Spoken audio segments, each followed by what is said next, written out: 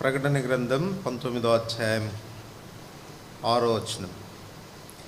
అప్పుడు గొప్ప జన సమూహపు శబ్దమును, విస్తారమైన జలముల శబ్దమును, బలమైన ఉరుముల శబ్దమును పోలిన ఒక స్వరం, సర్వాధికారియు ప్రభువునగు మన దేవుడు ఏలుచున్నాడు, ఆయనను స్తుతించుడి.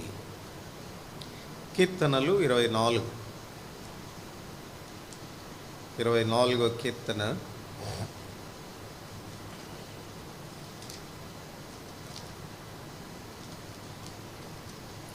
7 నుండి 10 వచనాలు కలిసి చదువుకుంటా. 24వ కీర్తన 7 నుండి 10 వచనాలు కలిసి చదువుకుంటా. గుమ్మములారా మీ తలలు పైకెత్తుకునుడి, మహిమగల రాజు ప్రవేశించినట్లు పురాతనమైన తలుపులారా మిమ్మను లేవనెత్తుకునుడి. మహిమగల ఈ రాజు ఎవడు? బలశౌర్యములు గల యెహోవా, యుద్ధశూరుడైన యెహోవా.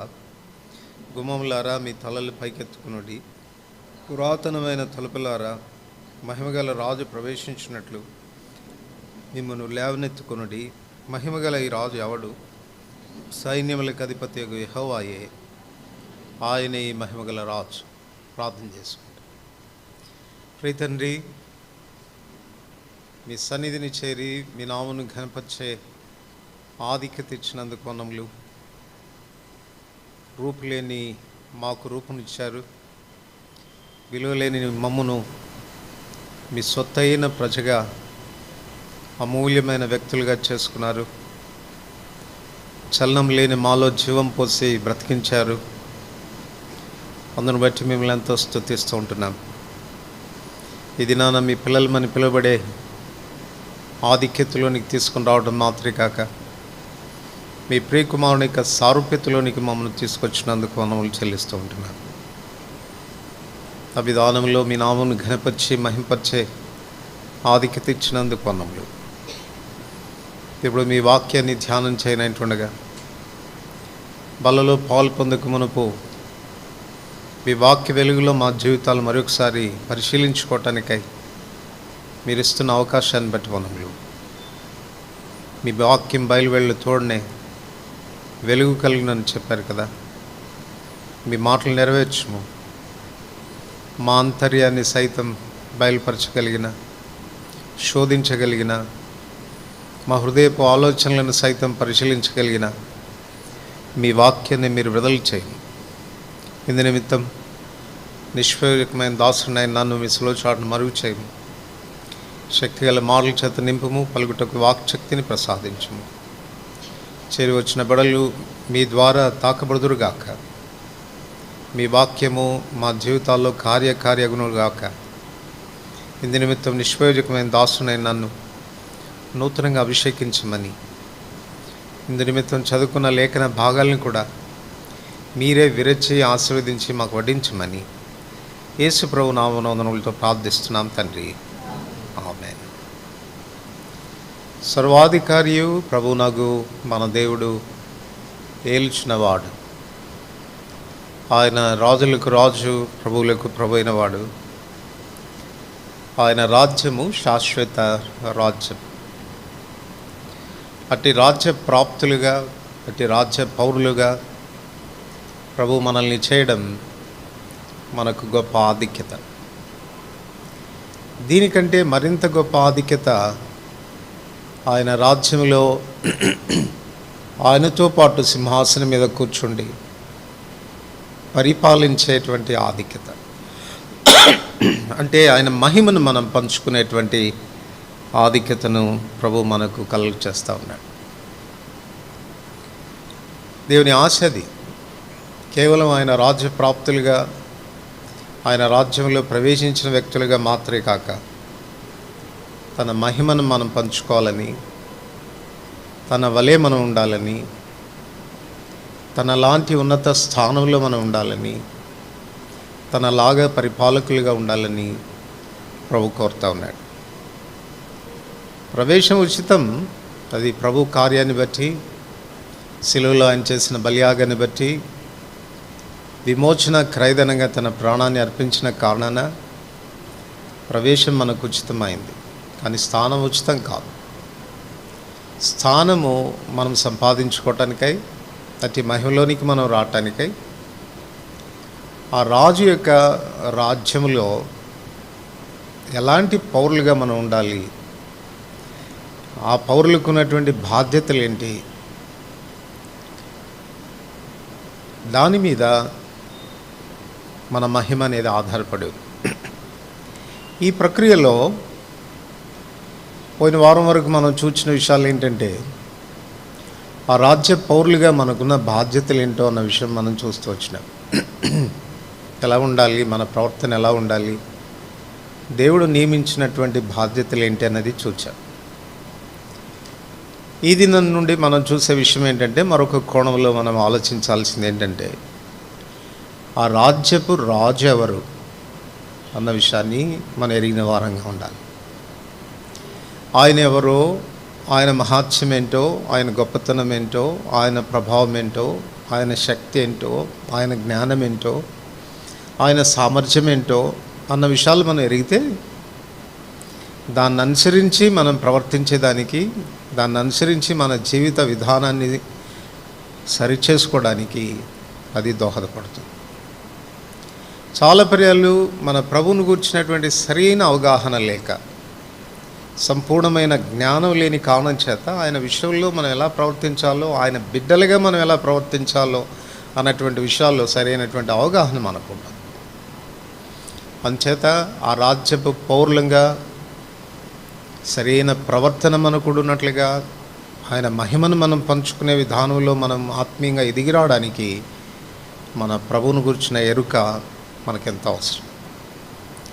ఈ ఉదయకాలం ప్రకటన 19:6 మనం చదువుకున్న భాగంలో ఆయన ఎవరో అన్నదానికి ప్రాథమికంగా ఒక విషయం చూశాం. ఆయన సార్వభౌముడు, సావరెన్ కింగ్ అని. కనుక ఆయన సార్వభౌముడైతే ఆయన ఎలా ఉంటాడు, ఆయన పరిపాలన ఎలా ఉంటుంది, ఆ పరిపాలన క్రింద ఉన్నటువంటి ఆయన సబ్జెక్ట్స్గా, ఆయన రాజ్య పౌరులుగా ఉన్నటువంటి మనం ఎలా ఉండాలి అన్న విషయాలు ఈ ఉదయకాలం చూశాం. ఇప్పుడు ఆయన వ్యక్తిత్వంలోని మరొక విషయాన్ని గురించి మనం ధ్యానం చేయాలంటున్నాం. 24వ కీర్తనలో ఆయనను గురించి కీర్తనకారుడు బహు తేటగా రాస్తూ ఉన్నాడు. ఆయన ఎవరు అంటే మహిమ గల రాజు, కింగ్ ఆఫ్ గ్లోరీ. 8వ వచనంలో చెప్పాడు కదా, మహిమ గల ఈ రాజు ఎవడు? కింగ్ ఆఫ్ గ్లోరీ, మహిమ గల రాజు. అంతేకాదు 10వ వచనంలో మళ్ళీ రిపీట్ చేస్తూ ఉంటున్నాడు, మహిమగల ఈ రాజు ఎవడు? సైన్యములకు అధిపతియగు యెహోవాయే, ఆయనే ఈ మహిమగల రాజు. సైన్యములకు అధిపతియగు యెహోవా, ద లార్డ్ ఆఫ్ హోస్ట్, సైన్యములకు అధిపతియగు యెహోవా. ఈ కీర్తన ఏ సందర్భాన్ని అనుసరించి రాయబడింది అని అంటే, ఇశ్రాయేల్ ప్రజల కాలం నాటిలో రాజులు యుద్ధానికి వెళ్ళి శత్రువులపై విజయాన్ని సాధించి విజయోత్సవంతో వారు తిరిగి వస్తున్నప్పుడు వారి రాజ్య పౌరులు కానీ, ఆ పట్టణంలో ఉన్నటువంటి పౌరులు కానీ వారిని ఎంత ఘనంగా స్వీకరిస్తారో, ఎంత ఘనంగా చేర్చుకుంటారో, ఎంత ఘనపరుస్తారో అన్నదానికి ఇది సూచనగా మనకు కనపడుతుంది.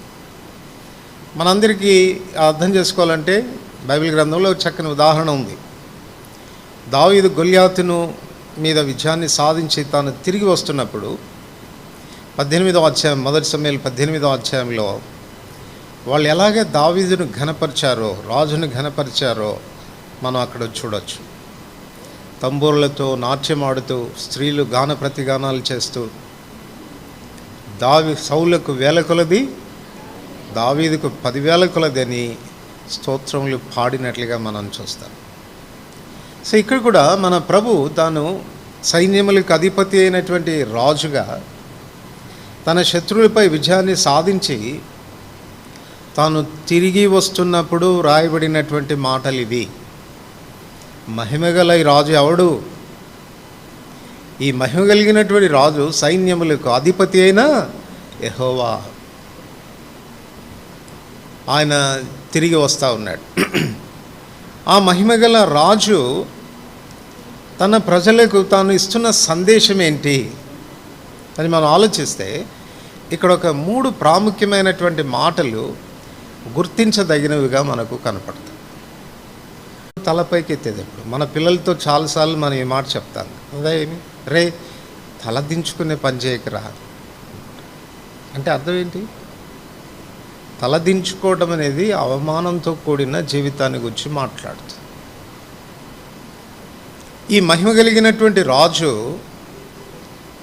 తాను మనలో ప్రవేశించడం మాత్రమే కాకుండా మనము తల ఎత్తుకునేటట్టుగా చేయాలని కోరుతున్నాడు. తల దించుకున్న మనము, అవమానానికి గురి అయిపోయినటువంటి మనం ఇది నా అదే స్థితిలో ఉండాల్సిన అవసరం లేదు. ఈ మహిమ కలిగినటువంటి రాజు, బల శౌర్యములు కలిగినటువంటి రాజు, ఏ శత్రువు అయితే మనం ఆ రీతిగా బలహీనపడ్డానికి, అవమానపడ్డానికి, తల దించుకోవడానికి కారణమయ్యాడో వానిపై విజయాన్ని సాధించి విజయశాలిగా తిరిగి వస్తూ అంటున్నాడు, గుమ్మములారా ఇంకా మీ తలలు వంచుకోవాల్సిన అవసరం లేదు, దించుకోవాల్సిన అవసరం లేదు, మీ తలలు పైకెత్తుకోండి అట. సో ఇది మన అవమానకరమైన జీవితాన్ని మహిమాయుక్తమైనటువంటి జీవితంగా చేసిన మహిమగల రాజు యొక్క 2వ కార్యం ఇది. మొదటిది ఆయన మనలో ప్రవేశించగోరుతున్నాడు, 2వది దించిన మన తలలు ఆయన పైకెత్తగోరుతున్నాడు. తర్వాత 3వది అదే వచనంలో 7వ వచనంలో తలుపు ద్వారా మిమ్మును లేవనెత్తుకొనుడి. మీ తలుపులు లేవనెత్తుకోవడం కాదు, దేన్ని లేవనెత్తుకోవాలా? మిమ్మును లేవనెత్తుకోవాలి. మిమ్మును లేవనెత్తుకోవడం అనేది దేని గురించి మాట్లాడుతుంది? మన వ్యక్తిత్వమే, మన జీవితమే కృంగిపోయింది. మిమ్మును లేవనెత్తుకొనుడి. తల పైకెత్తడం మాత్రమే కాదు, నిరాశలోనికి, నిస్పృహలోనికి, కృంగుదలలోనికి వెళ్ళిపోయినటువంటి మన జీవితాలని లేవనెత్తాలని ఆయన కోరుతా ఉన్నాడు. ఈ మహిమగల రాజు చేసేటువంటి పని ఇది. కనుక ఆయన మహాత్యాన్ని, ఆయన గొప్పతనాన్ని నువ్వు ఒకవేళ గుర్తించగలిగితే, ఆయన ఎవరో ఎరగగలిగితే, అందుకే కీర్తనగాడు 2 సార్లు ఈ ప్రశ్న వేస్తున్నాడు, మహిమగల రాజు ఎవడు? ఎవరైనా? ఆ ప్రశ్న ఒకవేళ నీ రాజును గురించి నువ్వు వేసుకోగలిగితే, ఆ రాజును గురించినటువంటి గ్రహింపు నీకు రాగలిగితే, నిశ్చయంగా నీ జీవితంలో ఈ 3 ప్రాముఖ్యమైనటువంటి సంగతులు నీ జీవితంలో జరుగుతాయి. ఈ ఆశీర్వాదాలకు నువ్వు పాత్రుడు అవుతావు. మహిమగల ఈ రాజు, బలశౌర్యములు గల ఈ రాజు శత్రువులందరి మీద కూడా విజయాన్ని సాధించిన విజయశాలి అయినటువంటి ఈ ప్రభు ఆయన కోరుతున్నది ఏంటంటే, మీలో ప్రవేశించాలి, మీలో ఉండాలి, మనలో వసించాలి. అది ఆయన కోరుతున్నటువంటి విషయం. ఎందుకు వసించాలనుకుంటున్నాడు ఆయన? ఆయన మనలో వసించాలని కోరడంలో చాలా చాలా ఆశీర్వాదాలు మనకున్నాయి. మొట్టమొదటి ఆశీర్వాదం, మహిమగల రాజుగా ఆయన ప్రవేశం మనలో ఉన్న అంధకారాన్ని పారద్రోలుతుంది, మనలో ఉన్న చీకటిని పారదోలుతుంది. మహిమ అనేటువంటి మాటకు మరొక పర్యాయ పదం వెలుగు, తేజస్సు అని అర్థం. అందుకే మనం నిర్గమకాండం ప్రత్యక్ష గుడారంలో దేవుని తేజో మహిమ అనేటువంటి మాట మనం చదువుతాం. సో తేజస్సు, వెలుగు, మహిమగల రాజు ఉన్నప్పుడు వెలుగైన ఈ దేవుని ప్రవేశం మనలో ఉన్న పాపాంధకారాన్ని పారద్రోలుతుంది. కనుక అది మొదటిగా మన జీవితాల్లో జరిగేటువంటి విషయం. ఈ రాజుని గురించిన ఎరుక నీకుంటే, ఈ మహిమగల రాజు ఎవరు అన్న సంగతి నీకు గుర్తిస్తే, నీలో వసించాలని, నీలో ప్రవేశించాలని కోరుతున్నటువంటి ప్రభువును నువ్వు చేర్చుకోగలిగితే, ఆహ్వానించగలిగితే, ప్రభువా రా అని నీ గుమ్మాన్ని తెరవగలిగితే, నీ తలుపులు తెరవగలిగితే, ఈ ప్రభు నీలో ప్రవేశించడానికి ఆయన ఇష్టపడతాడు. లూకాసువార్త 19వ అధ్యాయంలో మనందరికీ బాగా పరిచయమైన ఒక వ్యక్తి జక్కయ్య. ఆ వ్యక్తితో ప్రభు చెప్పిన మాట ఇదే, జక్కయ్య నేడు నేను నీ ఇంట ఉండవలసి ఉంది. నీ ఇంటిలో ప్రవేశించాలనుకుంటున్నాను, తలుపులు తెరుస్తావా? అక్కడ రాయబడిన మాట ఏంటి? జక్కయ్య సంతోషంతో ఆయనను చేర్చుకున్నాడు. సంతోషంతో చేర్చుకోగానే జరిగినటువంటి విషయం ఏంటి? జక్కయ్యకి ఏమాత్రం ఆయన ఉపదేశం చేసినట్లు, మాట్లాడినట్టు, జక్కయ్య ఎంత ఘోరమైన దుస్థితిలో నువ్వు ఉన్నావని తను హెచ్చరిక చేసినట్టు మనం చూడం. మహిమగల రాజు, వెలుగైన ఈ ప్రభు లోపలికి ప్రవేశించగానే తనలో ఉన్న పాపమంతా బచ్చబయలైపోయింది. తను వెంటనే చెప్తున్నాడు, ప్రభా, నేను ఎవరి యొద్దనైనా అన్యాయంగా 1 రూపాయి తీసుకుంటే 4 రూపాయలు ఇచ్చేస్తానయ్యా, నా ఆస్తిలో సగం బీదలకి ఇస్తానయ్యా. ఎవరు చెప్పారు ఆయనలో ఈ పరివర్తన రావడానికి? ఎవరు హెచ్చరిక చేశారు? మహిమగల రాజు యొక్క ప్రవేశం. నీ వ్యక్తిగతమైన జీవితంలో కూడా ఆయన రావాలని ఇష్టపడతా ఉన్నాడు. కానీ ఈ మహిమగల రాజు బలశౌర్యములు కలిగిన రాజైన, ప్రవేశించేదానికి ఆయనకి శక్తి సామర్థ్యాలున్నా, ప్రవేశించే సార్వభౌమాధికారం తనకున్నా, నీ అనుమతి లేకుండా నీ ఇంటిలోనికి రాడు. నువ్వు తలుపులు తీయకపోతే ఆయన నీ లోపలికి రాడు. ప్రకటన 3:20లో చెప్పబడినట్లుగా, ఇదిగో తలుపునొద్ద నిలుచుండి తట్టుచున్నాను, ఎవడైనా నా స్వరం విని తలుపులు తీస్తే నేను వస్తాను లోపలికి. నీకు ఇష్టం లేదా? నువ్వు తలుపులు తీయవా? నేనేం చేయగలిగేదేమీ లేదు. చొచ్చుకొని వచ్చే దేవుడు కాదు ఆయన. బలత్కారంగా లోపలికి వచ్చే దేవుడు కాదు. ఇష్టపూర్వకంగా, విల్ఫుల్గా, దేవా రాయ నా ఇంటిలోనికి, సంతోషంగా నువ్వు చేర్చుకోగలిగితే నీలో ఉన్న పాపాంధకారం, పాప జీవితం అనేది ఆయన తీసివేస్తాడు. అది మొదటి ఆశీర్వాదం. రెండవది, ప్రకటన గ్రంథం 21వ అధ్యాయం. ఆయన ఎందుకు మనలో వసించాలని కోరుతున్నాడో చూడండి. ప్రకటన గ్రంథం 21వ అధ్యాయం 3వ వచనం అందరిని కలిసి చదువుకుంటాం. ప్రకటన 21:3. అప్పుడు ఇదిగో దేవుని నివాసం మనుషులతో కూడా ఉన్నది, ఆయన వారితో కాపురముండును, వారు ఆయన ప్రజలైందురు. దేవుడు తానే వారి దేవుడై ఉండి వారికి తోడయుండును. మొదట నీలో ఉన్న పాపాంధకారాన్ని తొలగిస్తాడు. రెండోది, ఆయన నీలో వసిస్తూ నిన్ను కాపాడుతాడు, నీకు తోడుగా ఉంటాడు. హీ ప్రొటెక్ట్స్ యూ, నిన్ను భద్రపరుస్తాడు. మహిమగల బలశౌర్యం కలిగినటువంటి ఈ రాజు నీ లోపల ప్రవేశించాలని ఎందుకు అనుకుంటున్నాడు అనంటే, సాతానుపై విజయాన్ని సాధించి ఓడించి తిరిగి రావడం మాత్రమే కాదు, మరెన్నడూ ఆ అపవాది నీ మీద చేయి వేయకుండా ఉన్నట్లు, నిన్ను తాకకుండా ఉన్నట్లు, నిన్ను మరలా తన వశం చేసుకోకుండా ఉన్నట్లుగా నిన్ను కాపాడడానికి నీలో వసించాలని కోరుతా ఉన్నాడు. అది రెండవ విషయం. 4వ వచనం అందరికీ కలిసి చదువుతాం. ఆయన వారి కన్నుల ప్రతి బాష్ప బిందువును తుడిచివేయను, మరణం ఇక ఉండదు, దుఃఖమైనను, ఏడుపైనను, వేదనైన ఇక ఉండదు, మొదటి సంగతులు గతించిపోయినని సింహాసనం నుండి వచ్చిన గొప్ప స్వరం చెప్పుట వింటిని. ఆయన వారితో కాపురం ఉండాలనుకున్నట్టు వాడు. మూడోదిగా మనకి ఇక్కడ కనపడుతుంది. ఎందుకు కాపురం ఉండాలనుకుంటున్నాడంటే, హీ కన్సోల్స్ అస్, ఆదరించడానికి, మనల్ని ఆదరించడానికి ఆయన మనలో వసించాలని కోరుతున్నాడు. ఆయనే నీలో వసిస్తే, మహిమగల ఈ రాజు నీలో వసిస్తే జరిగే విషయం ఏంటంటే, దేన్ని బట్టి కూడా నువ్వు దుఃఖపడవు. ఒకవేళ నువ్వు కన్నీరు కార్చే పరిస్థితి ఉంటే నీ బాష్ప బిందువులనైనా తుడిచివేస్తాడు, ఆదరిస్తాడు ఆయన. సియోనును ఆదరించినటువంటి దేవుడు నిన్ను ఆదరిస్తాడు.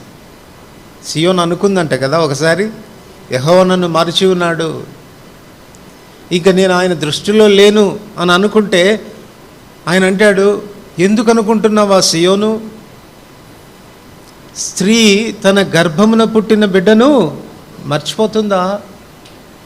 వారైనా మరుస్తారు కానీ నేను నిన్ను మరవను. చూడుము, నా అరచేతుల మీద చెక్కి ఉన్నాను. ఆయన భద్రత, ఆయన కాపుదల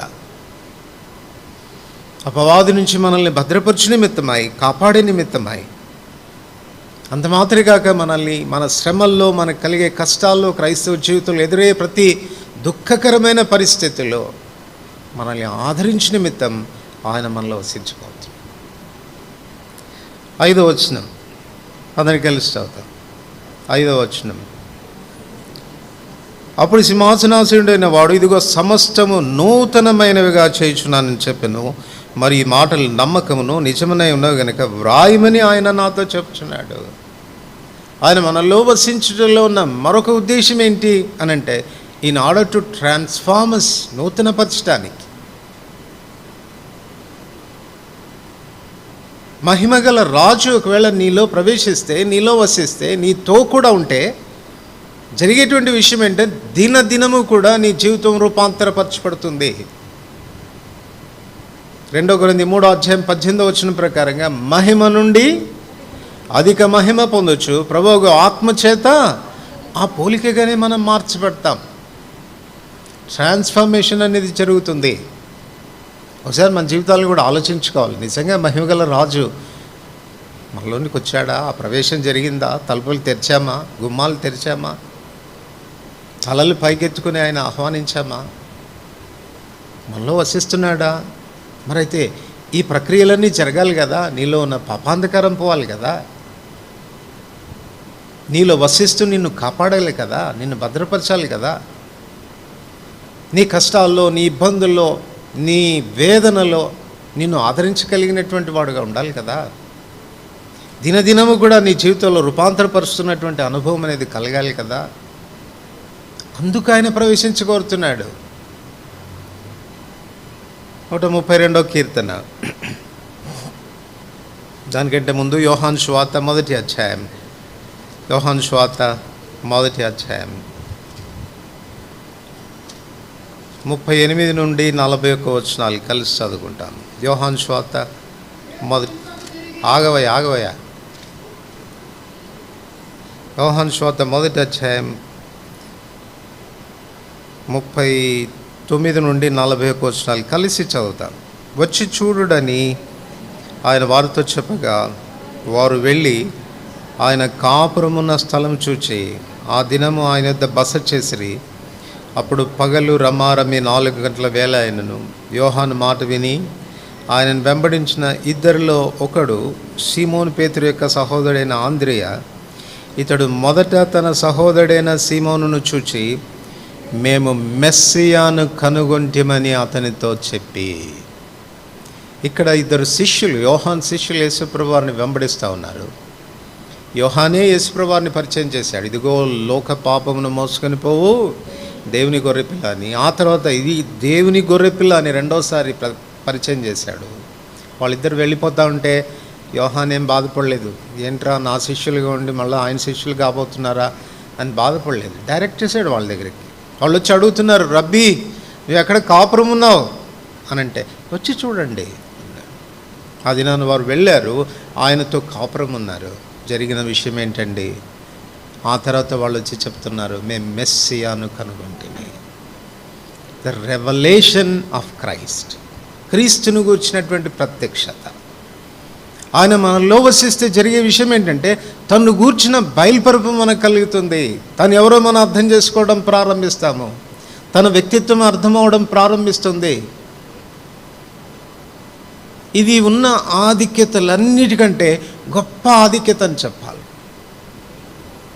క్రీస్తును గురించిన జ్ఞానం, తన్ను గురించినటువంటి జ్ఞానం. అందుకే కదా అపోస్తలుడైన పౌలు అంటాడు, ఆ క్రీస్తును గురించిన అతి శ్రేష్టమైన జ్ఞానం నిమిత్తం నాకు ఏవేవి లాభకరంగా ఉన్నాయో వాటన్నిటిని నష్టంగా ఎంచుకుంటున్నాను, లాభకరంగా ఉన్నవన్నీ కూడా పెంటతో సమానంగా ఎంచుకుంటున్నాను. నీ వ్యక్తిగతమైన జీవితంలో మహిమగల రాజు యొక్క ప్రవేశం జరిగి ఉంటే తన్ను గూర్చినటువంటి వెలిగింపు నీకు అంతకంతకు ఎక్కువ అవుతుంది. ఎంత కాన్ఫిడెంట్గా చెప్తున్నారండి శాస్త్రులు, పరిసయ్యులు, గొప్ప గొప్ప వ్యక్తులు. ఎంతో కాలంగా మెస్సయ్య వస్తాడు అని అనుకొని వేచి ఉన్నటువంటి వారు సైతం వాళ్ళకి ఆయనే మెస్సయ్య అన్నటువంటి బయలుపరుపు కలగలేదు. కానీ ఆయనతో వసించినటువంటి ఈ శిష్యులకు తను గూర్చిన గ్రహింపు కలిగింది. వచ్చి చెప్తున్నారు, మేము మెస్సయ్యను కనుగొన్నాము. ఆయన గూర్చిన బయలుపరుపు కలిగింది. ఆయన మనలో వసించడంలో ఉన్నటువంటి ఉద్దేశం తను గూర్చినటువంటి బయలుపరుపు మనకివ్వడానికి. 132వ కీర్తన 132వ కీర్తన 13-18 వచనాలు కలిసి చదువుకుంటాం. 13-18 వచనాలు.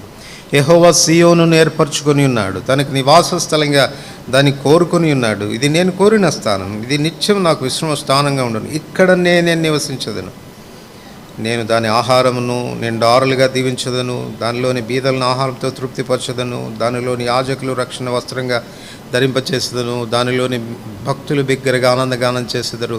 అక్కడ దావీదును కొమ్ము మొలవ చేసేదను. నా అభిషక్తిని కొరకు నేను అచ్చట ఒక దీపమును సిద్ధపరచున్నాను. అతని శత్రువులకు అవమానమును వస్త్రంగా ధరింపచేసేదను. అతని కిరీటం అతని మీదనే ఉండి తేజరిల్లును అనెను. ఈ వచనాలన్నిటికీ సారాంశంగా జస్ట్గా ఒక్క మాట చెప్పుకోవాలంటే, in order to bless us, మనల్ని ఆశీర్వదించడానికి ఆయన మనలో వసించుకోతా ఉన్నాడు. మహిమగల రాజు ఒకవేళ నీ జీవితంలో ప్రవేశిస్తే ఎంత ధన్యకరంగా ఉంటుందో, ఎంత సంతృప్తితో కూడిన జీవితం ఉంటుందో, ఎంత ఆనందదాయకమైన జీవితం ఉంటుందో, ఎంత మహిమాయుక్తమైనటువంటి జీవితం ఉంటుందో, ఎంత భద్రతతో కూడిన జీవితం ఉంటుందో ఈ వచనాలు జ్ఞాపకం చేస్తున్నాయి. మహిమగల ఈ రాజు ఎవడు? గుమ్మంలారా, ఆయన మీ గుండా ప్రవేశించినట్లు మీ తలలు పైకెత్తుకోండి. మీలో వసించాలని కోరుతున్నాడు, మీతో ఉండాలని కోరుతున్నాడు. ఇష్టపూర్వకంగా తలుపు తీస్తావా? నీ లోనికి వచ్చి నిన్ను ఆశీర్వదించాలని కోరుతున్నాడు. జకర్యా గ్రంథం 2వ అధ్యాయం. జకర్యా గ్రంథం 2వ అధ్యాయం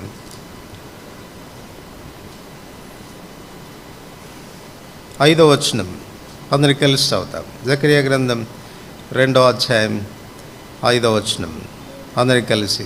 నేను దాని చుట్టూ అగ్ని ప్రాకారంగా ఉందును, నేను దాని మధ్యను నివాసినై మహిమకు కారణంగా ఉందును. ఆయన దేనికి కారణంగా ఉంటాడంట? దాని మధ్యన నివాసినై దాని మహిమకు కారణంగా ఉంటాడు. ఒకవేళ ఆయన మనలో వసిస్తే ఆయన నివాసం మనలో మన మహిమకు కారణమవుతుంది. అందుకే కొలసి 1:27 అపోస్తలుడైన పౌలు రాస్తూ అంటాడు, మీ అందున్న క్రీస్తు మహిమా నిరీక్షణ అయి ఉన్నాడు. ఒక దినాన ఆయనతో పాటు మహిమపరచబడతాం, తేజరిల్లుతాం, ఆయనతో పాటు ఉంటాము అన్న దాని కొరకైనా రే ఆఫ్ హోప్, నిరీక్షణకు ఆస్పదం మనకు కలుగుతుంది ఆయన మనలో వసిస్తాం. ఈ మధ్యాహ్నం ఇక్కడ కూర్చున్న వాళ్ళు ఇంకెవరైనా ఈ మహిమగల రాజును వచ్చినటువంటి ఎరుక నీకు లేకపోతే, బల శౌర్యములు కలిగిన మహిమ కలిగినటువంటి ఈ రాజును వచ్చిన ఎరుక నీకు లేకపోతే గుర్తించు, ఆయన ఎందుకు నీలో వసించాలనుకుంటున్నాడు, ఎందుకు నీ హృదయ ద్వారాన్ని నువ్వు తెరవాలని, నీ గుండా ప్రవేశించాలని ఎందుకు ఆశపడుతున్నాడు అన్న విషయం ఈ మధ్యాహ్నం గుర్తించు. ఆయన నిన్ను అడుగుతుండేది ఏంటి? కేవలం తలుపు తీస్తే చాలు అంటున్నాడు. నువ్వేం కష్టపడాల్సిన అవసరం లేదు. దేవా, ఇట్టి మహిమ కలిగినటువంటి దేవుడవు, నాలో వసించయ్యా, నా లోపలికి రాయా, ఇష్టపూర్వకంగా ఆహ్వానిస్తున్నానయ్యా అని జక్కయ్యలాగా నీ ఇంటి తలుపులు నువ్వు తెరవగలిగితే, నీ ద్వారాల్ని నువ్వు తెరవగలిగితే, ఈ మహిమ కలిగినటువంటి రాజు నీలో ప్రవేశిస్తాడు, నీతో వసిస్తాడు, నీ జీవితాన్ని ధన్యకరమైనదిగా చేస్తాడు. అది మొదటి విషయం. రెండవది, గుమ్మంలారా మీ తలలు పైకెత్తుకునుడి. గుమ్మంలారా మీ తలలు పైకెత్తుకునుడి. ఇప్పుడు దాకా మీరు ఆ రీతిగా లేరు. అవమానకరమైన జీవితాన్ని గడుపుతూ వచ్చినారు, తల ఎత్తుకోలేని పరిస్థితిలో ఉంటూ వచ్చినారు. మీరు ఇక మీదట అలాగ ఉండాల్సినటువంటి అవసరము లేదు. మీ తలలు పైకెత్తుకోండి. చూడండి ఎందుకు మనం తలలు దించుకోవాల్సినటువంటి పరిస్థితి ఏర్పడిందో. ఆదికాండం 40వ అధ్యాయం. ఆదికాండం 40వ అధ్యాయం 13వ వచనం. ఆదికాండం 40వ అధ్యాయం 13వ వచనం. ఇంకా 3 దినములలోగా ఫరో నీ తలను పైకెత్తి నీ ఉద్యోగము నీకు మరలా ఇప్పించును. వాస్తవానికి ఈ వ్యక్తి ఎక్కడున్నాడు చెప్పండి? ఎందుకు చెరసాల్లో ఉన్నాడు? బహుశా అపార్థం చేయబడ్డాడు. రాజు తప్పుగా తను అర్థం చేసుకున్నాడు, నేరం చేసిన వాడు అని అనుకున్నాడు. అందుచేత తను జైల్లో ఉంచాడు. తనకు కల వచ్చింది, కలభావం తెలియదు. ఇప్పుడు యోసేపు వచ్చి చెప్తా ఉన్నాడు, కలభావం చెప్తా ఉన్నాడు, భయపడవద్దు, దిగులు పడవద్దు, నీ తల ఎత్తబడే దినము రాబోతుంది. రాజు నీ తల పైకెత్తి నీ ఉద్యోగాన్ని నీకు మరలా అయిపోతున్నాడు. అంటే ఇండైరెక్ట్గా ఏమని చెప్తున్నాడు, రాజు నిన్ను నిర్దోషిగా తీర్పు తీర్చబోయే దినం రాబోతుంది. ఇక్కడ నుంచి మనం ఒక అంశాన్ని మనం తీసుకోవచ్చు. ఏంటది అనంటే, నిర్దోషత్వము మనం తల ఎత్తుకోవడానికి దోహదపడుతుంది. నిర్దోషత్వానికి వ్యతిరేకమైనటువంటి పదం పాపము, అపవిత్రత మనం తల దించుకునేదానికి అది కారణమవుతుంది. అందుకే చూడండి, యోబు ఏం రాస్తాడు, యోబు 5వ అధ్యాయం, యోబు 5వ అధ్యాయం యోబు 10వ అధ్యాయం 15వ వచనం. యోబు 10వ అధ్యాయం 15వ వచనం. అవమానంతో నిండుకొని, క్షమించండి, అది కాదు,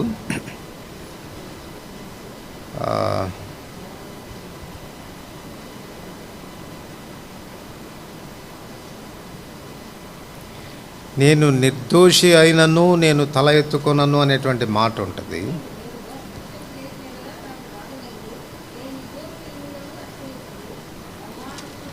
ఎన్నో వచనమ్మా?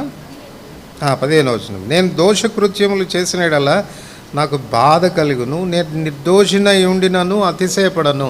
ఇంగ్లీష్ బైబిల్లో ఏముందనంటే, if I be wicked woe unto me, and if I be righteous yet will I not lift up my head.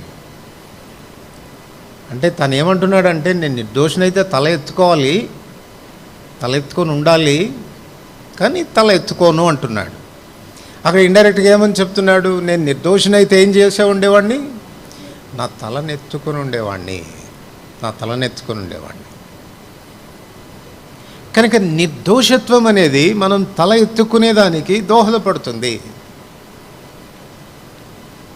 ఒకప్పుడు మనం ఇటువంటి అవమానకరమైన జీవితాన్ని గడుపుతూ వచ్చినటువంటి వారు, పాపము మనల్ని పరిపాలిస్తూ వచ్చినప్పుడు, పాపానికి బానిసలమవుతూ వచ్చినప్పుడు తల ఎత్తుకోలేనటువంటి స్థితి. రోమీలకు రాసిన పత్రిక 6వ అధ్యాయం, రోమీలకు రాసిన పత్రిక 6వ అధ్యాయం 21వ వచనం. అందరికి కలిసి చదువుతాం. రోమీలకు రాసిన పత్రిక 6వ అధ్యాయం 21వ వచనం. అందరికి కలిసి. అప్పటి క్రియల వలన మీకేం ఫలం కలిగను, వాటిని గురించి మీరు సిగ్గుపడుచున్నారు. ఒకప్పుడు పాప సంబంధమైన జీవితం వల్ల మనకేమునిందంట, సిగ్గు, అవమానం, తలెత్తుకోలేని స్థితి. మీరు చూడండి, తప్పు చేసిన వాడు ఎలా నిలబడతాడండి? ఒకవేళ రెడ్ హ్యాండెడ్గా పట్టుబడ్డారనుకో, ఎట్లా ఉంటారు వాళ్ళు? ఎలా ఉంటారు? సేమ్ తల దించుకుంటారు, అవసరమైతే కర్చీపు కట్టుకుంటారు ముఖానికి. స్త్రీలకైతే చాలా ఈజీ, వాళ్ళకి కొంగులు ఉంటాయి కాబట్టి చుట్టేసుకుంటారు. ముఖం కనపడడానికి ధైర్యం చాలదు, తలంచుకుంటారు. తలెత్తరా అంటే కూడా ఎత్తరు. కారణం ఏంటంటే అవమానం. పాపము, దోషము మనల్ని అవమానానికి గురి చేస్తుంది.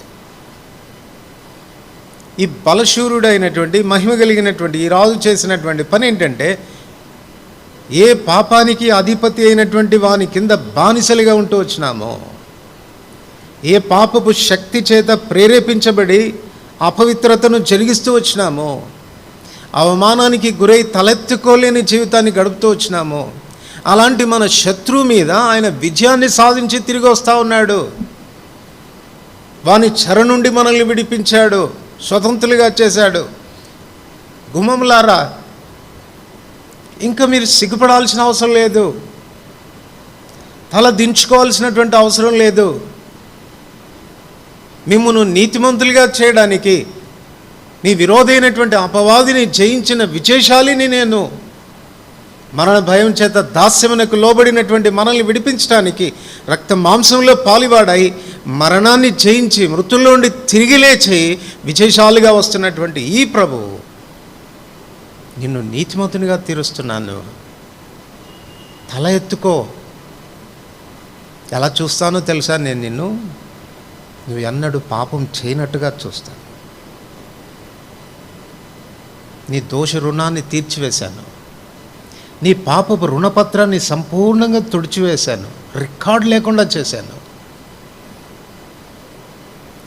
కొన్నిసార్లు మనం తప్పులు చేస్తాం, ప్రాముఖ్యంగా చిన్నపిల్లలప్పుడు మనం తప్పులు చేస్తాం. దానికి పనిష్మెంట్ వచ్చి ఉంటుంది, దాని సంగతి అందరూ మర్చిపోయి ఉంటారు. కానీ మనం మాత్రం మర్చిపోలేం. అప్పుడప్పుడు మనసులో కిల్కమంటుంటుంది కదా, చి అట్లాంటి పని నేను చేసి ఉండకుండా ఉంటే ఎంత బాగుండేది, నా రికార్డులో అది ఉండకుండా ఉంటే, ఆ ప్రత్యేకమైన ఇన్సిడెంట్ ఉండకుండా ఉంటే ఎంత బాగుండును అని అది జ్ఞాపకానికి వచ్చినప్పుడంతా మన మనసును కలత పెడతాం.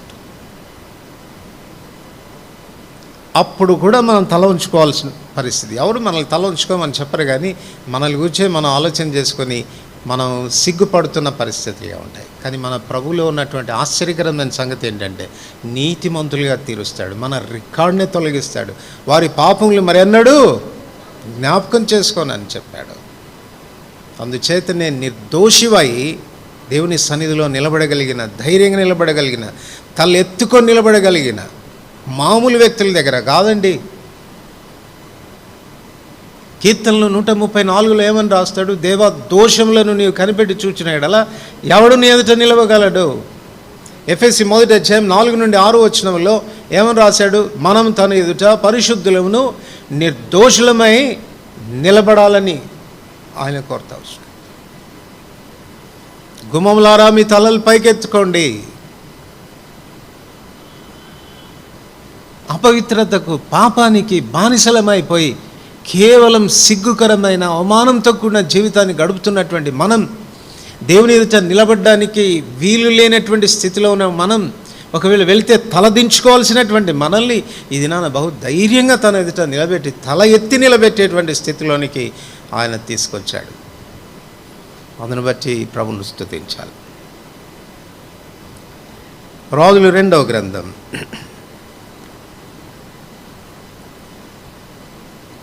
25వ అధ్యాయం. రాజులు 2వ గ్రంథం 25వ అధ్యాయం 27 నుంచి 29 వచనాలు, 27 నుంచి 29 వచనాలు కలిసి చదువుకుంటాం. 27 నుంచి 29 వచనాలు. యూదా రాజైన యెహోయాకీను చెరలో ఉంచబడిన 37వ సంవత్సరమున 12వ నెల 27వ దినమున బబులోను రాజైన ఎవిల్మెరోదకు తాను ఏలనారంభించిన సంవత్సరమందు బందీ గృహంలో నుండి యూదా రాజైన యెహోయాకీమును తెప్పించి అతనితో దయగా మాట్లాడి అతని పీఠమును బబులోనులో తన యొద్దనున్న రాజుల పీఠముల కంటే ఎత్తు చేసెను. కాగా అతడు తన బందీ గృహ వస్త్రములను తీసివేసి వేరు వస్త్రములను ధరించుకొని తాను బ్రతికిన దినములన్నీ రాజసన్నిధిని భోజనము చేయించు వచ్చెను. 28వ వచనం, 28వ వచనం అందరికి కలిసి చదువుతాం. అతనితో దయగా మాట్లాడి అతని పీఠమును బబులోనులో తన యొద్దనున్న రాజుల పీఠముల కంటే ఎత్తు చేసింది. ఇంగ్లీష్ బైబిల్లో చూడండి. And he spake kindly to him and set his throne above the throne of the kings that were with him in Babylon.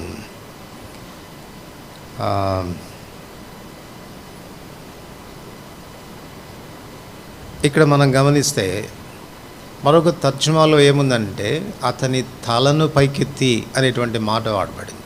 అతని తలను పైకెత్తి. మనకిక్కడ దానికి సమానమైనటువంటి మాటలో అతని పీఠమును ఎత్తు చేసి, మరొక తర్జుమాలో అతని తలను పైకెత్తి అనేటువంటి మాట రాయబడింది. అతని పీఠమును ఎత్తు చేసి, అతని పీఠాన్ని ఎత్తు చేయక పూర్వం తను ఏ స్థితిలోనికి వెళ్ళిపోయినాడు? ఇశ్రాయేలీయులకు రాజు అయి ఉండి కూడా అన్యరాజుల యొక్క పరిపాలన క్రిందికి ఒక బానిసగా చెరలోనికి కొనుపోబడిన వాడుగా ఉన్నాడు. రాజుగా ఉండాల్సినటువంటి వాడు బానిసగా ఉండడం అనేది, చెరలో ఉండిపోవడం అనేది ఎంత అవమానకరమైన విషయం, ఎంత తలదించుకునేటువంటి విషయం. ఒకప్పుడు మన స్థితి ఇది కాదా? ఆదికాండం 1వ అధ్యాయం 28వ వచనంలో మనం చదువుతాం, దేవుడు వారిని ఆశీర్వదించెను, ఎట్లనగా మీరు ఫలించి అభివృద్ధి పొంది విస్తరించి భూమిని నిండించి దాన్ని లోపరుచుకొనుడి, సముద్రపు చేపలను ఆకాశ పక్షులను భూమి మీద ప్రాకు ప్రతి జీవిని ఏలుడి అని చేశాడు. సమస్త సృష్టి మీద, విశ్వమంతటి మీద ఏలికగా, అధికారిగా దేవుడు మనల్ని చేస్తే 113వ కీర్తనలో మనం చదువుతాం 8, 9 వచనాల్లో, నేల నుండి దరిద్రులను, పెంట కుప్ప మీద నుండి బీదలను ఆయన పైకెత్తువాడు. ఎక్కడికి వచ్చాం? నేల మీదకి వచ్చాం, పెంట కుప్ప మీదకి వచ్చాం. రాజులుగా ఉండాల్సినటువంటి మనం, ఏలాల్సినటువంటి మనం, గౌరవప్రదమైన స్థానంలో ఉండాల్సినటువంటి మనం, మన పీఠం చాలా ఎత్తైన స్థితిలో ఉండాల్సినటువంటి మన పీఠం ఇది నా పెంట కుప్ప మీదకి, అవమానకరమైన స్థితిలోనికి వచ్చాం. మహిమ కలిగినటువంటి రాజు చేస్తున్న మరొక పని ఏంటంటే, మన పీఠాన్ని మరలా హెచ్చిస్తూ ఉన్నాడు, మన స్థానాన్ని మరలా మనకు అప్పగిస్తూ ఉన్నాడు. ఏ రాజరికాన్ని పోగొట్టుకున్నామో, ఏ స్థానాన్ని పోగొట్టుకున్నామో ఆ స్థానంలోనికి ఆయన మరలా మనల్ని హెచ్చిస్తూ ఉన్నాడు, ఆ ఘనతలోనికి మరలా తీసుకొస్తున్నాడు, తల ఎత్తుకునేటట్టుగా చేస్తూ ఉన్నాడు. మహిమగల రాజు ప్రవేశించినట్లు గుమ్మములారా మీ తలలు పైకెత్తుకోండి. మీరు ఇక సిగ్గుపడాల్సిన అవసరం లేదు, తల దించుకోవాల్సిన అవసరం లేదు. మీ అవమానానికి కారకుడైనటువంటి, మిమ్మల్ని అపవిత్రపరిచి అవమానానికి కారకుడైనటువంటి, మీ మీద దాడి చేసి మీ స్థానం నుండి మిమ్మల్ని క్రిందికి దించి వేసినటువంటి ఆ శత్రువు మీద విజయాన్ని పొంది తిరిగి వస్తూ ఉన్నాను. తిరిగి మిమ్మల్ని నేను అక్కడ కూర్చోపెట్టాలా, ఆ స్థాయిలో మిమ్మల్ని చూడాలి. ఈ విషయంలో పరలోకంలో కూటం జరిగిందంట. ఎవరు వెళ్తారు? పెంట కుప్పం మీద పడిన నా బిడ్డల్ని పైకి ఎవరు తీసుకుని వస్తారు? ఆ మహిమగలే సింహాసనం మీద ఎవరు మరలా వారిని కూర్చోబెడతారు అన్నప్పుడు యేసుప్రభు వారు లేచి, నాన్నగారు నేను బయలుదేరుతానండి అని అంటే, చాలామంది దూతలు అన్నారంట, నువ్వు వెళ్తావా? ఈ స్థానాన్ని వదులుకొని వెళ్తావా? దేవునితో సమానంగా ఉండేటువంటి ఈ స్థితిని వదులుకొని వెళ్తావా? నీ సింహాసనం ఎంత గొప్పది, నీ స్థానం ఎంత గొప్పది, నీ పీఠం ఎంత గొప్పది, దీన్ని వదులుకోవడానికి ఇష్టపడుతున్నావా అంటే, అప్పుడు ఆయన ఇచ్చిన సమాధానం ఏంటంటే, నా బిడ్డలకు సింహాసనం లేకపోతే నాకు కూడా అవసరం లేదు. కనుక వారిని నేను ఆ స్థానంలోనికి తీసుకొని వచ్చే వరకు నాకు ఆ స్థానం పోయినా పర్వాలేదు, దేవునితో సమానంగా ఉండుట విడిచిపెట్టకూడని భాగ్యమని ఎంచుకోలేదు. దిగి వచ్చాడు, భూమి మీదకి దిగి వచ్చాడు. పాతాళానికి కూడా దిగిపోయిన మనల్ని పైకి తీసుకొని రావడానికి అక్కడికి కూడా దిగి వెళ్ళాడు. ఎఫెసీ 4వ అధ్యాయంలో అదే మనం చదువుతాం. ఆరోహణం ఆయననగా ఆయన భూమి యొక్క క్రింది భాగములకు దిగనని అర్థం ఇచ్చుచున్నది. ఎంత దయనీయమైన స్థితిలోనికి మనం దిగజారిపోయాము. పాతాళం వరకు కూడా దిగజారిపోయినటువంటి మనల్ని తిరిగి తన సింహాసనం మీద, ఆయనతో పాటు ఆయన సింహాసనం మీద కూర్చుండబెట్టే దాని కొరకు తన సింహాసనాన్ని వదులుకున్నాడు. త్యాగ సహితమైన మరణాన్ని పొందడానికి కూడా తాను ఇష్టపడ్డాడు. మరణ బలము గలవానిని, అపవాదిని ఓడించడానికి బల శౌర్యములు కలిగినటువంటి రాజుగా, మహిమగల రాజుగా వచ్చి మరణము ద్వారా, మరణ బలం గలవాన్ని ఓడించడం ద్వారా తన శక్తిని, తన ప్రభావాన్ని బయలుపరిచి ఇప్పుడు అంటున్నాడు, గుమ్మములారా మీ తలల పైకి ఎత్తుకోండి, సిగ్గుపడాల్సిన అవసరం లేదు, మీ స్థానాన్ని మరలా నేను మీకు ఇస్తున్నాను. ఆయన కరుణా సంపన్నుడై ఉండి మనల్ని మృతుల్లో నుండి లేపి తనతో పాటు తన సింహాసనం మీద కూర్చుండబెట్టాడు. ఇశ్రాయేలు యొక్క రాజు పీఠాన్ని ఆ రాజు ఎత్తు చేసి తన తలనెత్తి మరలా ఒక రాజులాగా రాజు సన్నిధిలో బ్రతికేటువంటి ఆధిక్యత తనకు ప్రసాదించినట్లుగా ఈ మహిమ కలిగినటువంటి రాజు మన శత్రువును ఓడించి వాని బందీలుగా చెరలో ఉండిపోయినటువంటి అవమానంతో బ్రతుకుతున్నటువంటి మనల్ని విడిపించాడు, స్వతంత్రులుగా చేశాడు, రాజులుగా చేశాడు, తన సింహాసనం మీద కూర్చుండబెడుతున్నాడు. గలతీయులకు రాసిన పత్రిక 4వ అధ్యాయం. గలతీయులకు రాసిన పత్రిక 4వ అధ్యాయం 1వ వచనం అందరికి కలిసి చదువుతాం. మరియు నేను చెప్పినదేమనగా, వారసుడు అన్నిటికీ కర్త అయినను బాలుడైనంతకాలం అతనికి దాసునికి ఏ భేదము లేదు. ఇప్పుడు చూడండి 4-5 వచనాలు. అయితే కాలం పరిపూర్ణమైనప్పుడు దేవుడు తన కుమారుని పంపెను. ఆయన స్త్రీ యందు పుట్టి మనం దత్తపుత్రులం కావాలని ధర్మశాస్త్రములకు లోబడి ఉన్న వారిని విమోచించుటకై ధర్మశాస్త్రమునకు లోబడిన వాడాయను.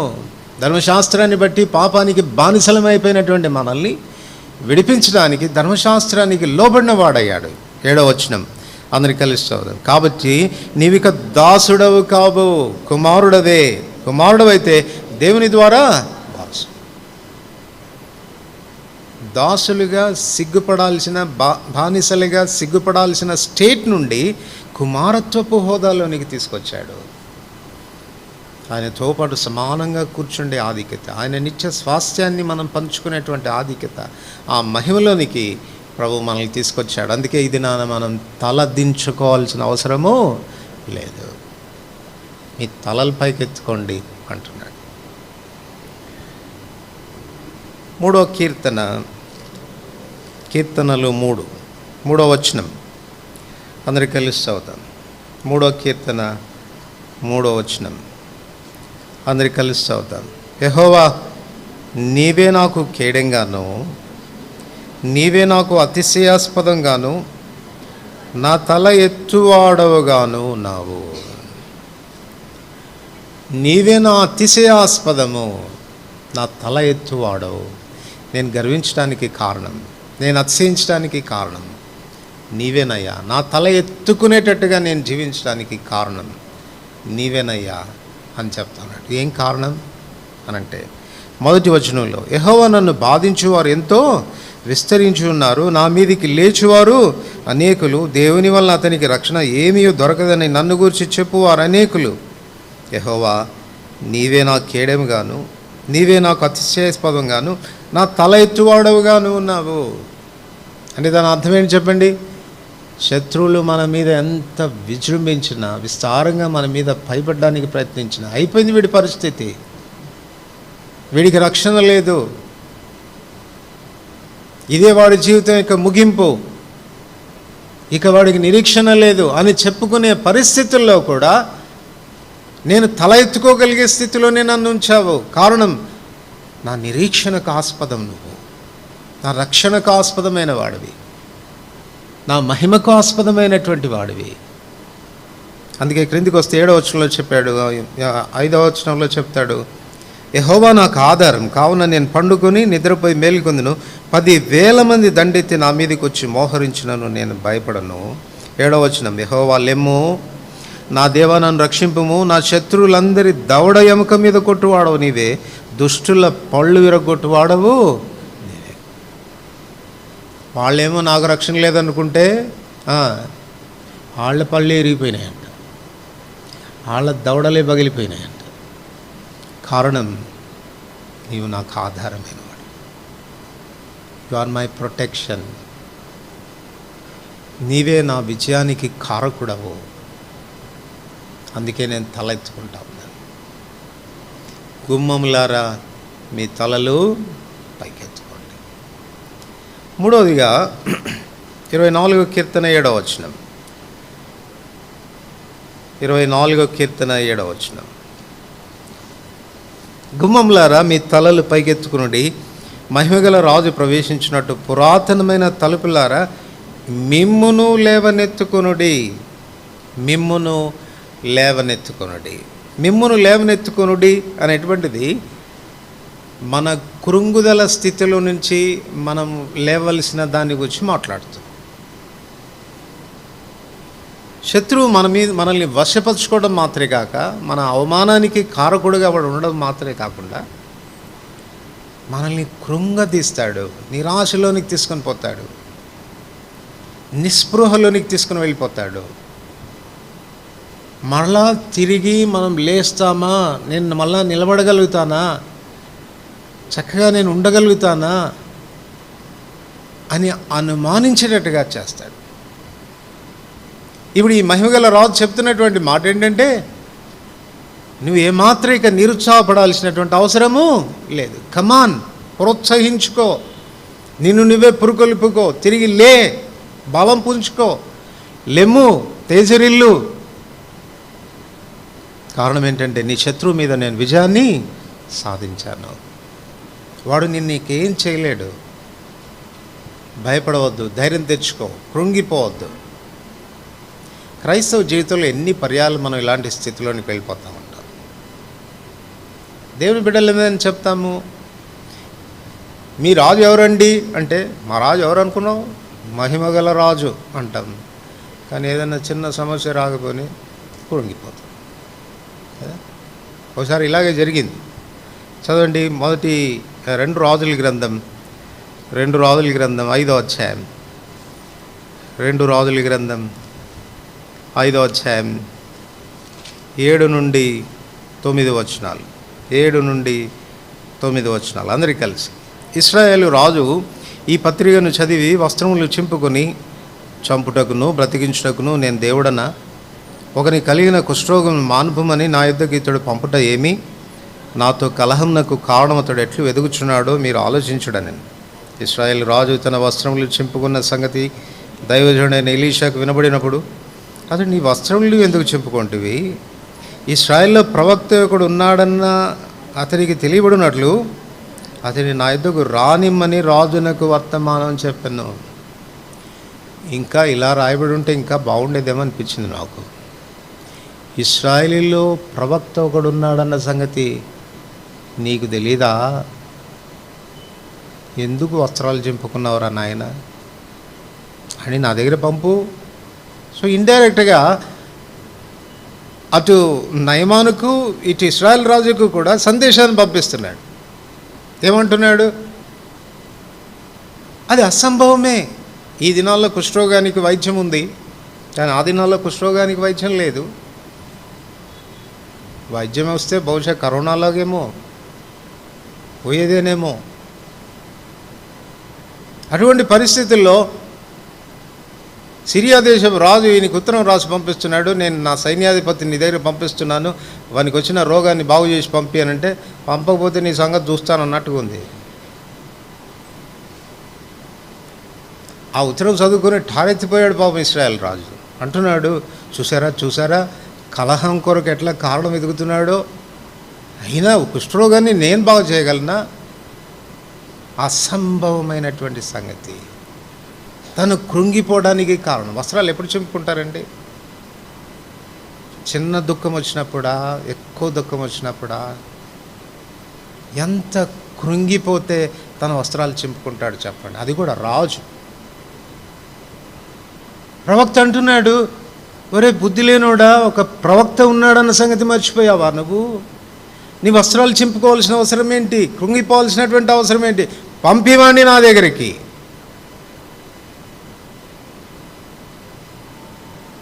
ఆ దినాల్లో ఉన్నటువంటి ప్రవక్తే అంత భరోసా ఇస్తే, ఇదిగో ప్రవక్త కంటే గొప్పవాడున్నాడు.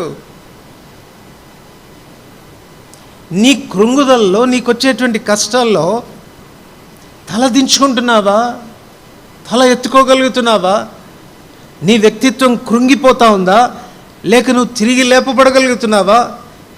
నీ నిరీక్షణకు ఆధారమైనటువంటి నీ ప్రభు సర్వశక్తిగల దేవుడని, మహిమగల దేవుడని, ప్రభావం కలిగిన దేవుడని, బలశూరుడైనటువంటి దేవుడని ఎరుగుదువా నువ్వు?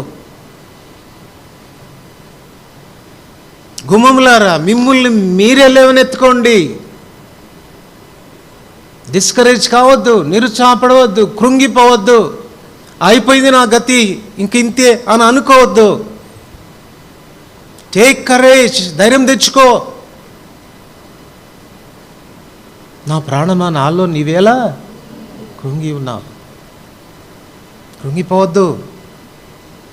నా నిరీక్షణకు ఆస్పదమైన ప్రభు ఒకడు ఉన్నాడు, చూడు ఆయన వైపు, గుర్తు తెచ్చుకో ఆయన్ని, ఆయన మహాత్యాన్ని గుర్తు తెచ్చుకో, ఆయన ప్రభావాన్ని గుర్తు తెచ్చుకో. ఎంత శక్తి సంపన్నుడో గుర్తు తెచ్చుకో. ఆయనకి ఏది అసాధ్యమైనది లేదన్న విషయాన్ని గుర్తు తెచ్చుకో. అది నీ కృంగదల్లో నుంచి నువ్వు బయటపడేదానికి దోహదపడుతుంది.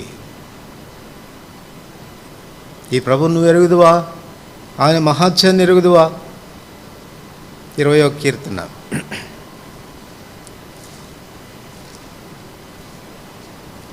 20వ కీర్తన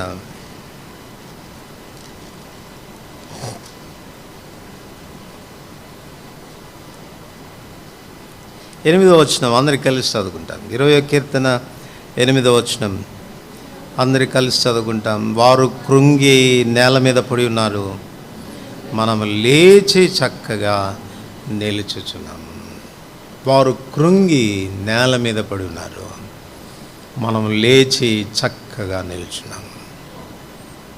వారు అంటే ఎవరు వాళ్ళు అంటే పై వచనంలో రాశాడు. వాళ్ళేమి సామాన్యులు కాదు. వాళ్ళకి గుర్రాలు ఉన్నాయి, వాళ్ళకి రథాలు ఉన్నాయి, బలిష్ఠులైనటువంటి వారు, అతిశయించేటువంటి వాళ్ళు, మాకంటే శక్తిమంతులు. వారికి ఉన్న బలాన్ని బట్టి వారు అతిశయిస్తున్నారు. కానీ వాళ్ళు కృంగిపోయారు, నేల మీద పడిపోయారు. వాళ్ళు మాకు గుర్రాలు లేవు, రథాలు లేవు, ఏమీ లేవు, కానీ మేము లేచి చక్కగా నిల్చున్నాం. ఎలా సాధ్యమైంది ఇది? 6వ వచనం చదవండి అందరికీ కలిసి. యెహోవా తన అభిషిక్తుని రక్షించునని నాకిప్పుడు తెలియను, రక్షణార్థమైన తన దక్షిణ హస్త బలము చూపును, తన పరిశుద్ధ ఆకాశములో నుండి అతనికి ఉత్తరమిచ్చును. సో మనకున్న ఆయుధం అంతా ఏంటంటే, కష్టం రాగానే, పడిపోయే పరిస్థితి రాగానే, కృంగుదల రాగానే, నేల మీద పడగానే యేసయ్యా అంటే చాలంట. మొరపెడితే చాలు. ప్రభువా నీ దాసుని పరిస్థితి ఇది, కనికరించు అంటే చాలు. మొదటి 2 వచనాలు. ఆపత్కాలమందు యెహోవా నీకు ఉత్తరమిచ్చునుగాక, యాకోబు దేవుని నామం నిన్ను ఉద్ధరించునుగాక, పరిశుద్ధ స్థలంలో నుండి ఆయన నీకు సహాయం చేయునుగాక, సియోనులో నుండి నిన్ను ఆదుకొనుగాక. నీ ఆపత్కాలంలో, నీ కష్టకాలాల్లో, నిరుత్సాహకరమైనటువంటి పరిస్థితుల్లో, నీకు శక్తి లేకపోయినా, బలం లేకపోయినా, సామర్థ్యం లేకపోయినా, బయటపడే పరిస్థితులు లేకపోయినా, నీ సమస్యకు పరిష్కార మార్గం నీకేమాత్రం తోచకపోయినా కృంగిపోవాల్సిన అవసరం లేదు. కారణం ఏంటంటే, ఈ మహిమగల రాజు ఎవడు? ప్రార్థనలకు ప్రత్యుత్తరం ఇచ్చేవాడు. మొరపెట్టగానే ఇదిగో నేను ఉన్నానని చెప్పే దేవుడు. నీ ఆపదల్లో, నీ కష్టాల్లో ఆదుకునేటువంటి వాడు.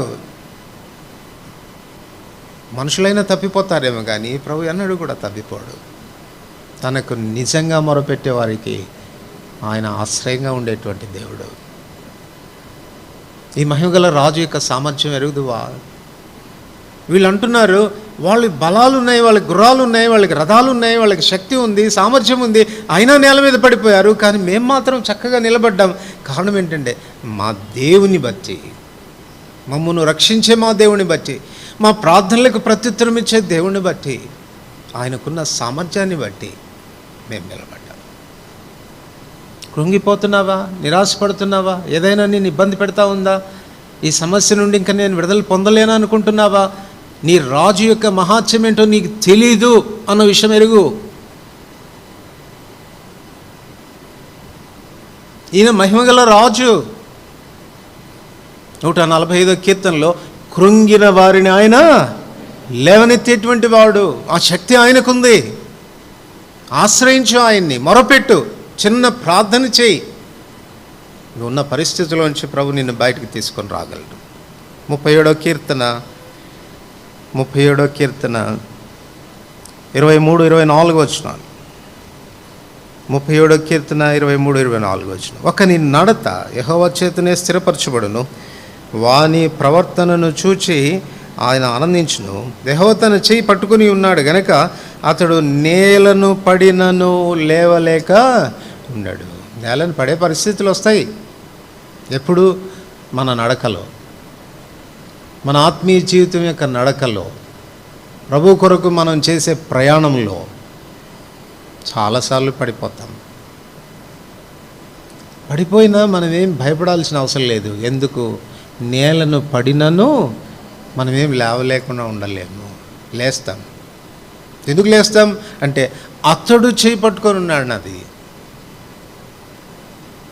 హీఈస్ అప్హోల్డింగ్ మీ. నన్ను లేవనెత్తడానికి ఎప్పుడు కూడా తన హస్తం అనేది నన్ను పట్టుకునే ఉంది. నేను పడిపోయినా ఆ హస్తం నన్ను పట్టుకునే ఉంది. పడ్డానయ్యా అంటే చాలు, లేపడానికి సిద్ధంగా ఉంటాడు కదా. యేసుప్రభు నీళ్ళ మీద నడిచొస్తూ ఉంటే, సార్ ఏదో చాలా బాగుంది మ్యాజిక్, నేను కూడా వస్తానన్నాడు. సరే రా అంటే నడిచాడు. కొద్ది దూరం నడిచిన తర్వాత మునిగిపోతూ ఉన్నాడు. మునిగిపోతూ ఉంటే ఏమన్నాడు చెప్పండి? ప్రభువా నన్ను రక్షించుము. ఈ చెయ్యి పట్టుకునే ఉంది. ఏం చేసింది? లేవనెత్తి. నీ యాత్రలో చాలాసార్లు కృంగిపోయే పరిస్థితి ఉంటుంది. యెషయా రాస్తుంటాడు కదా 40లో, యవనస్తులు తొట్టిల్లుతారు, బాలురు సమస్యలుతారు, అలిసిపోతారు. యెహోవా కొరకు ఎదురు చూచువారు నూతన బలం పొందుతారు. కృంగుదల, నిరాశ, నిస్పృహలు నీ జీవితం యొక్క నడకలో ఉంటుంది.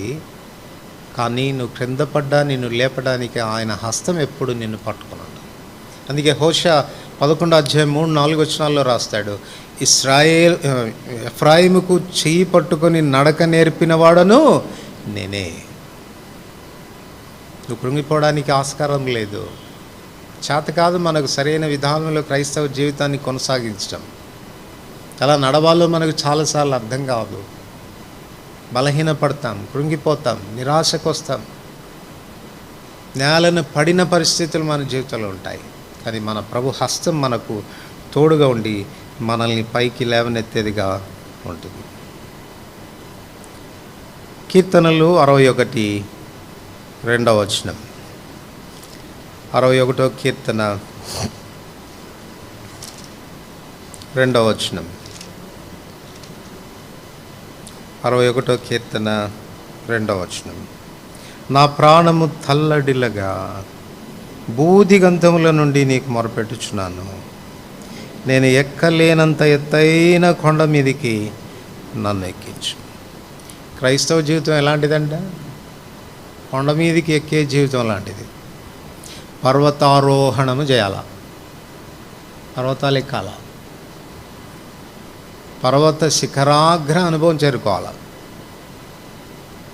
మీరు ఎప్పుడైనా పర్వతాలు ఎక్కారో లేదో మాకు తెలియదు. మేము ఒకసారి సువార్తకి వెళ్ళి చిన్న చిన్న గుట్టలు అని చెప్పాలి, పర్వతాలని కూడా చెప్పలేం, కానీ చిన్న చిన్న కొండలు ఎక్కాం. ఉదయకాలం 7 గంటలకు మా ప్రయాణం మొదలు పెడితే ఆ కొండ మీదకి చేరుకునేసరికి సాయంకాలం 6 అయింది. నడుస్తూనే ఉన్నాం. తిండి లేదు, తిప్పలు లేదు, కనీసం నీళ్లు లేవు. ఎందుకంటే మేము తీసుకుపోయినటువంటి వాటరు 4 కిలోమీటర్లకే అయిపోయింది. ఆ తర్వాత ఎక్కడ ట్యాప్స్ లేవు, వాటర్ లేదు, షాప్స్ లేవు, ఏమీ లేవు, అరణ్యం. అదంతా ఎక్కిన తర్వాత 6 గంటలకు అక్కడ చేరుకుంటా. మాకున్న పాస్టర్ గారు ఎట్టేటోడంటే, అన్న ఇదే నాదిగా కనపడుతుందిగా, అదే అదే అంటాడు. అంటే మాకు కొంచెం ప్రోత్సాహం, అదే అనుకుంటాను. ఆడికి వెళ్ళిన తర్వాత అదే నన్ను అక్కడ అక్కడ చూసారా అది అని అంటాడు. అట్ట పొద్దున్నీ చెప్తూనే ఉన్నాడు 7 గంటల నుంచి. 6 గంటలకు తీసుకెళ్తే లిటరల్గా చెప్తున్నాను, అట్ట పడిపోయాము నిశ్చేష్టంగా. దేహంలో శక్తి లేదు. ఎవరు అలసిపోరండి అలాంటి ప్రయాణంలో. కీర్తనకారుడు అంటున్నాడు, ఆ పర్వతం ఎక్కడానికి ప్రయత్నం చేశాను, కొంత దూరం ఎక్కాను పడతా ఉన్నాను, కొంత దూరం ఎక్కాను పడతా ఉన్నాను, నా ప్రాణం తల్లడిల్లిపోయింది.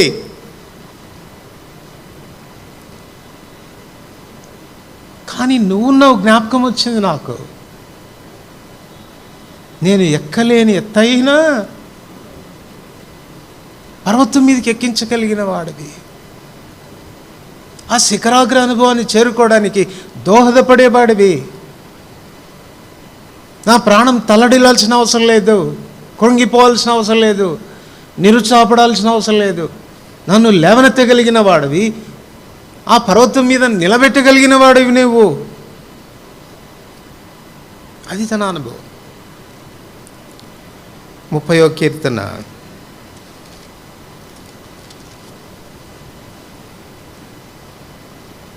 1వ వచనం.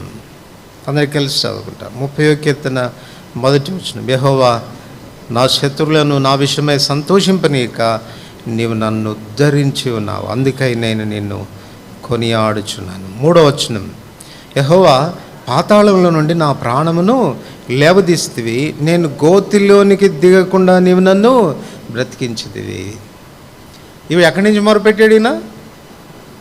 పాతాళంలో నుంచి. ఎందుకు పోయావు నువ్వు పాతాళంలోకి? ఎందుకు పోయావు పాతాళంలోకి? చాలాసార్లు కొండ మీద ఎక్కినట్టుగా ఉంటాం, మళ్ళీ ఆడి డామని పడతాం మనం పాతాళంలోకి. యెహోవా అగాధ స్థలంలో నుండి నేను నీకు మొరపెడతా ఉన్నాను.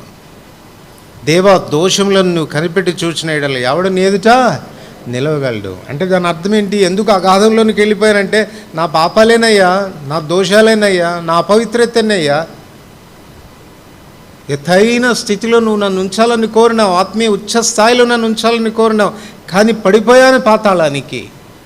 దోషాలు ఒకవేళ నువ్వు కనిపెట్టి చూస్తే నీ ఎదుట నేను నిలబడలేను, కానీ కృప దొరుకుతుంది నీ దగ్గర, రక్షణ దొరుకుతుంది. నిన్ను ఆశ్రయిస్తే, నీ వైపు చూస్తే, అగాధ స్థలంలో ఉండి మొరపెట్టుకుంటే నన్ను లేవనెత్తగలిగిన వాడు, ఉద్ధరించగలిగిన వాడు, ఆ స్థితిలో నుండి నన్ను లేవనెత్తగలిగినటువంటి వాడవి.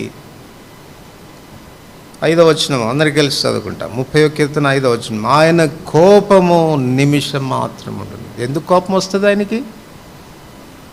మన తప్పిదాలని బట్టి, మన పాపాలని బట్టి, మన పొరపాట్లని బట్టి, మన పతనాలని బట్టి కోపం వస్తుంది. కానీ ఆయన దయ ఆయుష్కాలమంతా ఉంటుంది. కనికరించు ప్రభువా, పడిపోయానయ్యా, తప్పిపోయానయ్యా. యోనా ప్రార్థన చేస్తాడు కదా, పాతాళ కోపంలోనికి వెళ్ళిపోయినయ్యా, నా తల మంచుకు ఏదది కాదు నాచి నా తలను చుట్టుకుంటా ఉంది, పాతాళపు గడియలు బిగించబడ్డాయి, ఇక నేను పైకి వస్తానన్న నమ్మకం నాకు లేదు. అప్పుడు నేను యెహోవాని జ్ఞాపకం చేసుకున్నాను. నేను ఆయన వైపు చూస్తే, ఆయనకు మొరపెడితే ఆయన నన్ను పాతాళంలో నుంచి బయటికి తీసుకొచ్చాడు, బయటపడేశాడు. ఈ మహిమగల రాజు ఎవడు? కృంగిన నీ ప్రాణాన్ని లేవనెత్తగలిగిన వాడు. కనుక నిన్ను నువ్వు లేవనెత్తుకో, ధైర్యం తెచ్చుకో, ప్రోత్సహించబడు. నాకొక రాజున్నాడు, ఎట్టి పరిస్థితుల్లో, ఎట్టి నిరాధారణకు గురైన పరిస్థితుల్లో నుండైనా నన్ను లేవనెత్తగలిగిన వాడున్నాడు. చూడు ఆయన వైపు, ఆయన మహాత్యాన్ని అర్థం చేసుకో, ఆయన గొప్పతనాన్ని అర్థం చేసుకో, ఆయన ప్రభావాన్ని అర్థం చేసుకో. లోపలికి ఆహ్వానించు, నీలో వసించేదానికి అనుమతించు. నిన్ను సిగ్గుపడనీయకుండా చేస్తాడు, నీ తల ఎత్తుకునేవాడుగా చేస్తాడు. నీ నిరాశల్లో, నీ కృంగుదల్లో నిన్ను ఆయన లేవనెత్తుతాడు. బహు ధైర్యంగా, నిరీక్షణతో జీవించే జీవితాన్ని ఆయన ప్రసాదిస్తాడు. మహిమగల రాజావుడు, బల శౌర్యములు కలిగిన ప్రభువు, సైన్యములకు అధిపతి అయిన దేవుడు, శత్రువును ఓడించినవాడు, విజయశాలిగా తిరిగి వస్తున్నవాడు, విజయ పదంలో నిన్ను నడిపించాలని కోరుకుంటున్నటువంటి వాడు. చేర్చుకో, ఆయన్ను ఆరాధించు, ఆయనను ఘనపరచు, ఆయనకి ఇవ్వాల్సిన ఆధిక్యత ఆయనకి ఇవ్వు. నిశ్చయంగా నీ జీవితం ధన్యకరం అవుతుంది. ప్రార్థన చేసుకో.